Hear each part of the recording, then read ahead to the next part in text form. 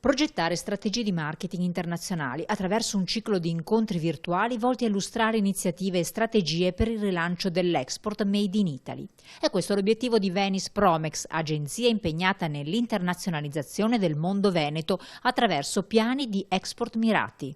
Essere unici, non grandi, oltre che arrivare 5 minuti prima degli altri, queste le parole di Franco Conzato, direttore Venice Promex, che reputa slogan coerenti ad incentivare e attrarre gli imprenditori sempre più motivati a confrontarsi con nazioni estere. È nato soprattutto anche con questo tipo di approccio, cioè quello di andare nel territorio, a contatto del territorio, affinché fosse stato possibile, e ritengo che questo è stato possibile, acquisire anche le istanze da parte del territorio, acquisire quindi anche i bisogni del territorio e un'ottica ovviamente internazionale. Questo cosa ha consentito, noi speriamo anche nei prossimi giorni di avere un ulteriore feedback, cioè quello di raccogliere istanze per poi farle veicolare a livello regionale e farne oggetto di un programma promozionale condiviso da tutti.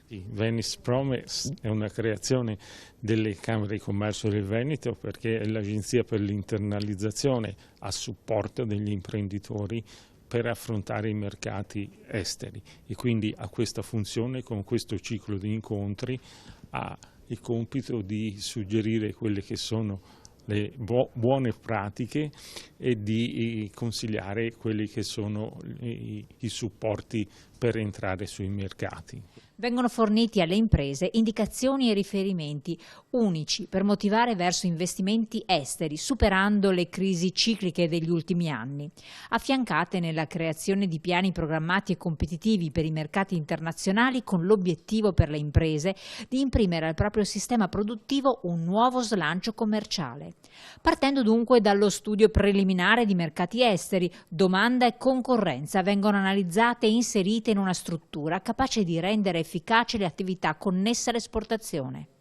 7 tappe, ciascuna dedicata a specifici ambiti territoriali, che si sono concluse il 2 dicembre a Padova, dando spunti concreti e possibilità alle imprese di rafforzare le proprie competenze sul fronte dell'internazionalizzazione. La finalità ultima è quella di affiancarle a progettare un futuro, attuando strategie ed azioni efficaci per allargare i confini del proprio business, mantenendo unico il prodotto. Certamente parliamo con un territorio molto propenso al commercio estero, e quindi già le imprese del Veneto operano già con l'estero. Certamente è importante fornire una formazione e informazione, e aggiungerei una sensibilizzazione alle problematiche del commercio estero.